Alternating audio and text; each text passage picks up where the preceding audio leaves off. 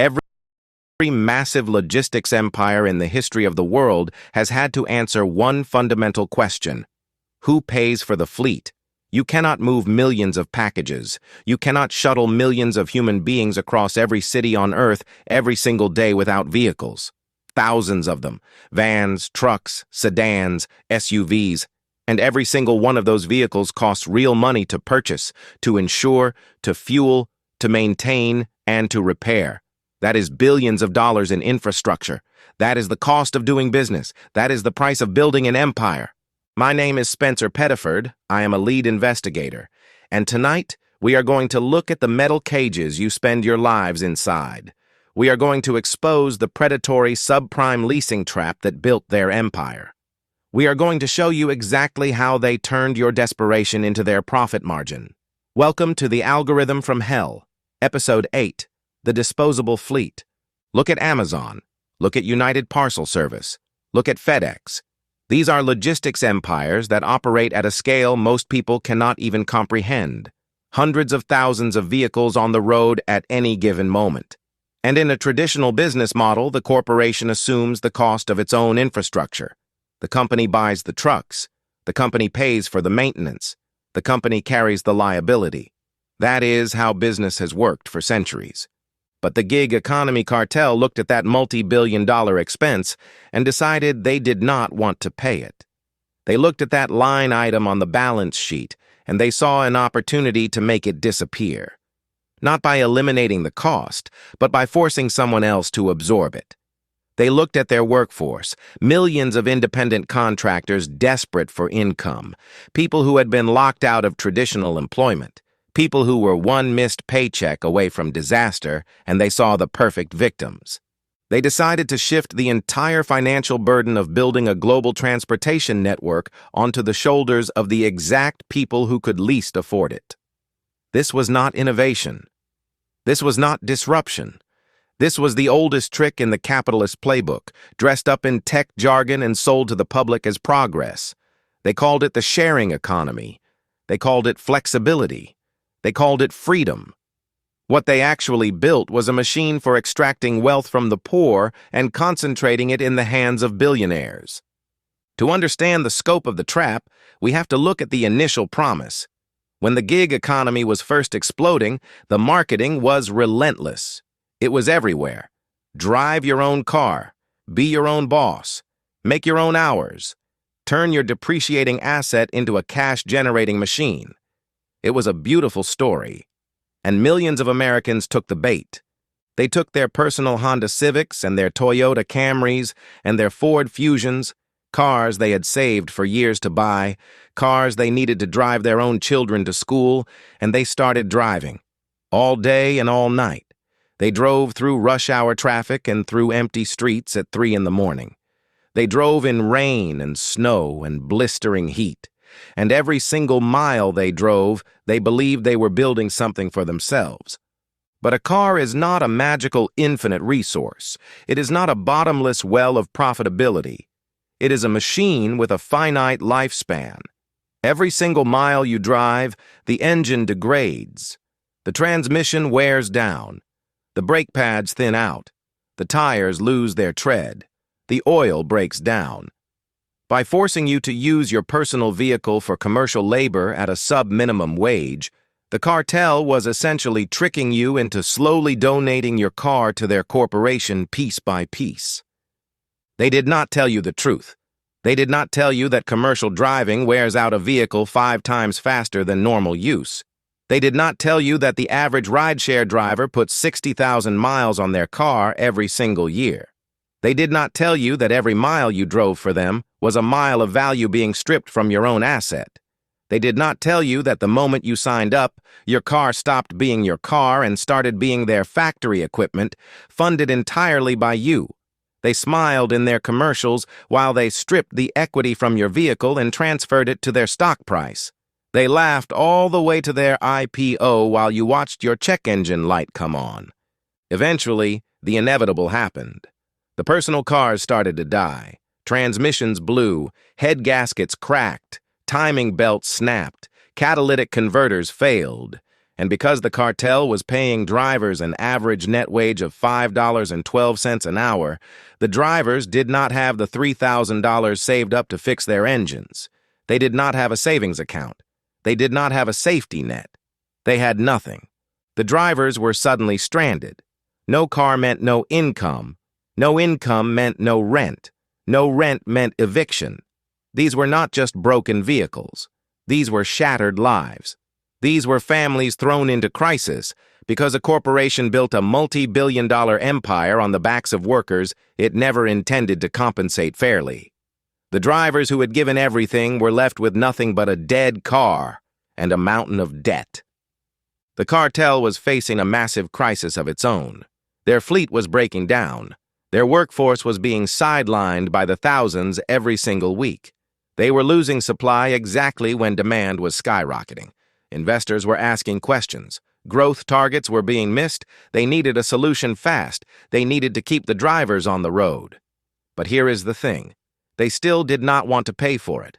They were not about to start buying cars for their workers. That would have meant accepting responsibility. That would have meant admitting they were an employer. That would have meant acknowledging that their entire business model was built on a lie. And they were not about to let the truth get in the way of a profitable deception. So they introduced something far more sinister, the subprime rental trap. They partnered with massive global rental agencies, companies like Hertz and Avis, and they launched highly targeted, incredibly predatory leasing programs directed specifically at their most vulnerable workers. These were not standard rental agreements. These were financial weapons designed to turn desperation into permanent debt bondage. You saw the advertisements flashing inside your app. Bad credit? No credit? No problem. We will put you in a brand new car today. No long-term commitment. Drive for us, and we will take care of the rest. It was pushed directly to your phone at the exact moment you were most vulnerable, right after your last fare, right when your dashboard was screaming at you that something was wrong. They targeted immigrants who were trying to build a better life. They targeted the working poor who had nowhere else to turn. They targeted single mothers whose only family vehicle had just died on the side of the highway with a car full of groceries and a baby in the back seat.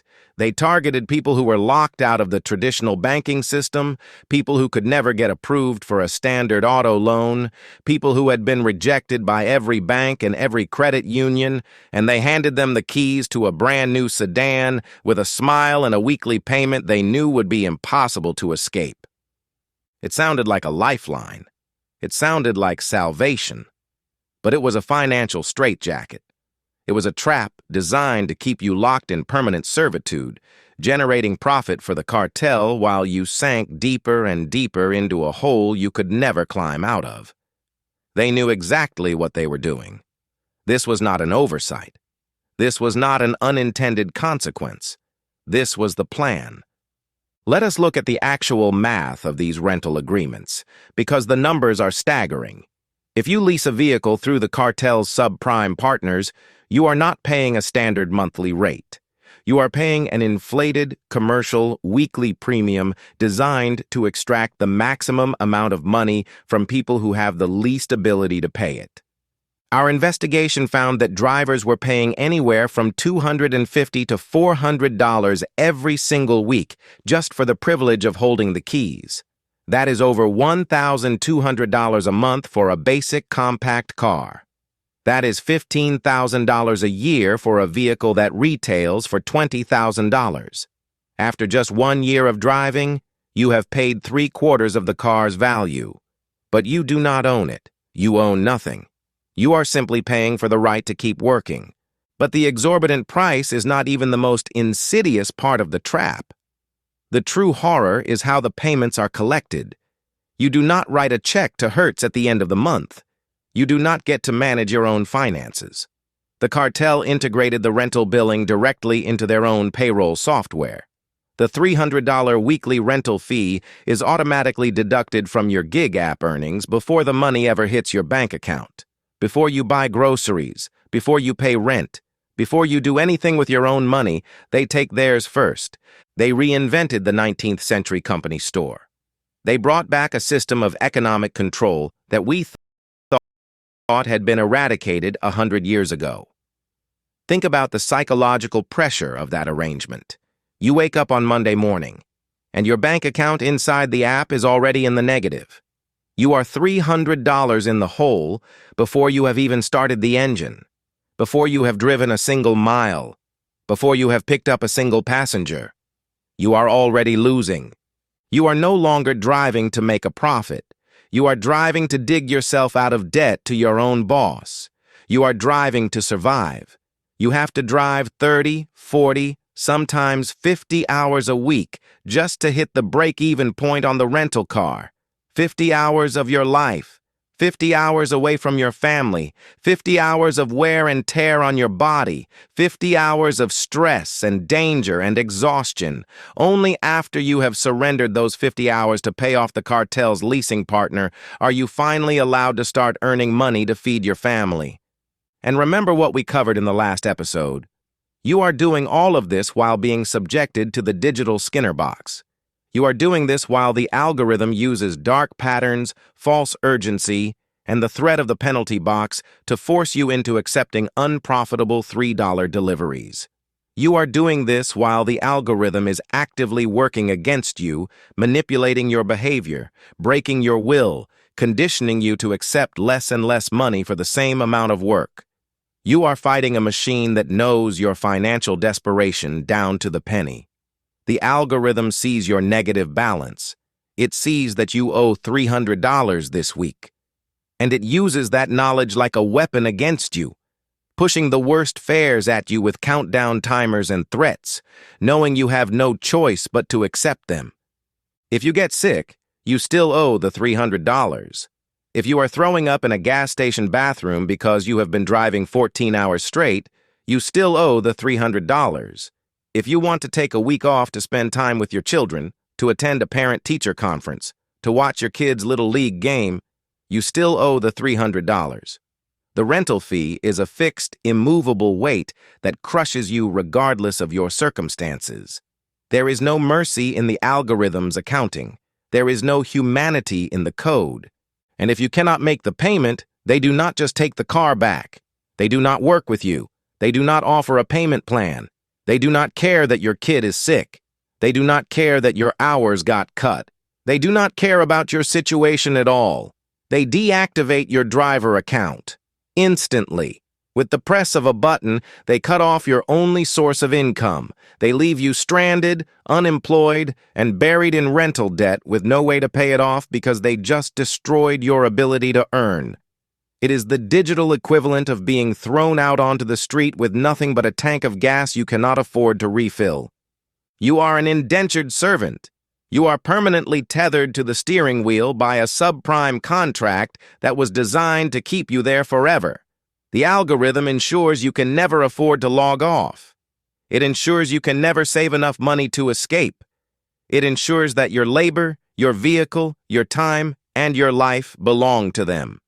They built a fleet of disposable vehicles, and they filled them with a fleet of disposable human beings. And while you are drowning in this manufactured debt, while you are working yourself to exhaustion just to stay afloat, what is the cartel doing? They are parading their executives in front of Wall Street investors, wearing $1,000 suits and smiling for the cameras, bragging about their asset-light business model. They boast to their shareholders that they are a technology company, not a transportation company. They brag that they do not have the massive overhead costs of owning a fleet of vehicles. They brag about their profit margins and their scalability and their innovation. They do not have the overhead costs because they forced you to pay them. They took the multi-billion-dollar expense of building a global logistics infrastructure and they hid it inside the predatory weekly rental payments of the poorest workers in America. They shifted billions of dollars in infrastructure costs onto the backs of people who were already struggling to survive. They built a $100 billion corporation by turning their own workers into their own suppliers, their own financiers, and their own depreciation fund. It is one of the greatest transfers of wealth from the working class to the billionaire class in modern economic history. And they did it right in front of us. They told us it was innovation. They told us it was the future of work, and we believed them because we needed to believe that something good was waiting for us on the other side of that app. But they made a critical error. They assumed that because you were poor, you were powerless. They assumed that because you had bad credit, you would not understand the law. They assumed that because you were working 2 jobs just to keep the lights on, you would not have the time or the energy to fight back. They assumed that fear and exhaustion would keep you silent forever. They assumed that they could exploit you without consequence, that you would simply accept your fate and keep driving until there was nothing left of you or your car. They assumed wrong. They made the same mistake that every arrogant empire makes. They mistook desperation for weakness. They mistook silence for consent. And now, they are about to learn the most expensive lesson in corporate history. When you combine the predatory rental agreements with the algorithmic wage theft, the systematic tip stealing, the illegal wiretap violations, and the toll fraud we have documented in previous episodes, you do not just have a bad business model. You do not just have an unethical company. You have a legally actionable pattern of exploitation. You have a criminal enterprise operating in plain sight. And the evidence is overwhelming. The math is undeniable. The pattern is clear. And we are not taking this to a sympathetic politician who will shake our hands, promise to help, and then disappear into a conference room with a lobbyist. We are not waiting for Congress to save us. We are taking this directly to the American Arbitration Association. We are bypassing the rigged legislative game and striking at the contract itself. We are going to the one battlefield where they cannot hide behind their political donations. In our mass arbitration filings, we are forcing the cartel to answer for the true cost of their disposable fleet. We are demanding restitution for the millions of dollars in vehicle depreciation they stole from personal car owners who drove their own vehicles into the ground for sub-minimum wages. We are demanding full repayment for the predatory subprime rental trap that kept workers in permanent debt bondage. We are demanding compensation for every driver who was deactivated and left with no income and no way out. We are turning their so-called asset-light model into a multi-billion-dollar liability that will haunt their balance sheet for years to come. We are dropping 50,000 individual arbitration demands on their desks. We are forcing them to pay a $7,000 administrative fee for every single file. That is $350 million in filing fees alone before a single arbitrator ever hears a single case. And when you add the actual claims for restitution, for stolen wages, for vehicle depreciation, for emotional damages, we are handing them an invoice for $700 million. And we are legally forcing them to the negotiating table. But a legal weapon requires plaintiffs to pull the trigger. A lawsuit without plaintiffs is just a piece of paper. An army without soldiers is just an idea. If you have driven your own car into the ground for this cartel, or if you have been trapped in their endless cycle of weekly rental debt, or if you have been deactivated and left stranded with bills you cannot pay, you have a claim. You have a right to be heard. You have a right to be compensated. It is time to make them pay for the infrastructure they stole from you. It is time to turn their own system against them. Go to your email right now. Address a new message to gigsuit@gmail.com. That is gigsuit@gmail.com. Put the subject line, Justice for Drivers. Join the 50,000 driver army and strike back at the cartel. This is your chance to be part of something historic. This is your chance to hold them accountable. We need evidence to build your case. Your data is the ammunition. We need your last 3 months of income statements from the apps. We need screenshots of every surge price you were never paid. We need your trip logs, your delivery records, your pay stubs. If you are trapped in the subprime rental program, we need your rental receipts. If you drove your personal vehicle, we need any maintenance or repair records you have. Every oil change, every tire replacement, every brake job, every transmission rebuild. Your evidence is the fuel for the $700 million invoice. We need to mathematically lock in your baseline pay to protect you against algorithmic retaliation. Your data creates a baseline that the algorithm cannot ignore. Once we establish what you were actually earning, Any sudden drop in your pay becomes evidence of retaliation. Collective evidence is the ultimate defense against wage manipulation. When we have 50,000 drivers all documenting the same patterns of exploitation, the math becomes undeniable. We are finalizing our exclusive agreements with Tier 1 national mass tort law firms. These are the most elite legal teams in the country, firms that have taken on the biggest corporations in the world and won. We are bringing professional firepower to this fight. When the paperwork is ready, you will be the first to sign. The cartel's high-priced lawyers are about to meet their match. They are used to bullying individual workers into silence. They have never faced an army of 50,000 plaintiffs. Do not let them treat you like a disposable asset. Do not let them treat you like a depreciating line item on a corporate ledger. You are not a resource to be extracted until empty and then thrown away. You are not a number in an algorithm. You are a human being. You are a worker. You are a parent, a child, a neighbor, a member of a community. You have a name. You have a story. You have a right to dignity. You deserve fair pay. You deserve to be treated like a person, not a machine part that gets swapped out when it breaks down. Send your evidence to gigsuit@gmail.com right now. Join the 50,000. I am Spencer Pettiford. Next time, on the Algorithm from Hell, we are going to flip the script. We have shown you how they exploit the driver.